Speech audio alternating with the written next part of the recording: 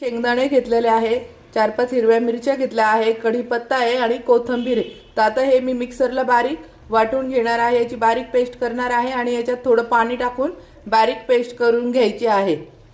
अशा पद्धतीने सगळं पेस्ट करून एका कढईत टाकून घेतलं आहे।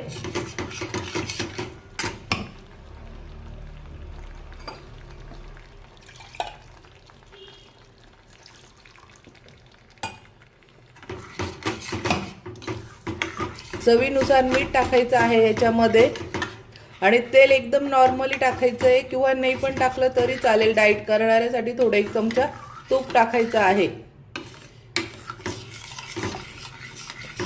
अगोदर हे पहिले असं शिजवून घ्यायचं आहे, पाणी थोडं थोडं टाकून चांगल्यापैकी।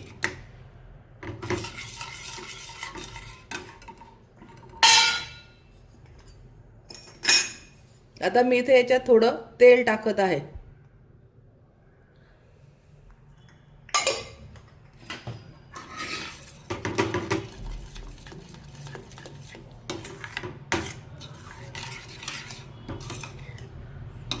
हे 5 मिनिट चांगलं असंच शिजवून घ्यायचं आहे। त्यानंतर आपल्याला जेवढी आमटी पाहिजे तेवढं आपण याच्यामध्ये पाणी टाकायचं आहे आणि ही आमटी पातळच छान लागते, घट्ट नाही। शेंगदाणे हे थंड जसं जसं आमटी होते तर शेंगदाण्याची आमटी असल्यामुळे ती घट्ट होत चालते, त्यामुळे थोडी ही पातळ ठेवायची आहे। आणि दलिया असो की साबुदाणा खिचडी वगैरे कुठल्याही याच्यामध्ये पातळ छान वाटते। जर पोळी बरोबर खायची असेल तरच घट्ट बनवायची।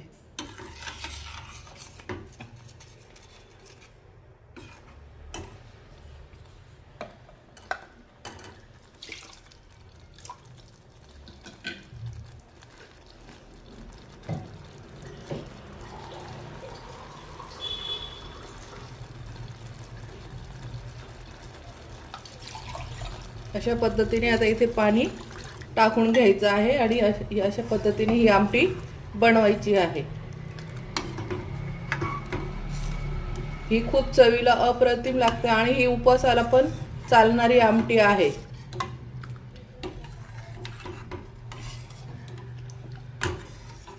उपवासाच्या वेळेस तुम्ही यात थोडे बटाटे टाकले उकडून तर अजूनच खूप छान लागेल आणि अशीच खाऊ शकता ते तुम्ही। पाहू शकतात मी एवढी पातळ या पद्धतीने केली आहे। आता याला आपण 5 मिनिटं उकळून घेणार आहोत। ही झाली आता आपली शेंगदाण्याची आमटी।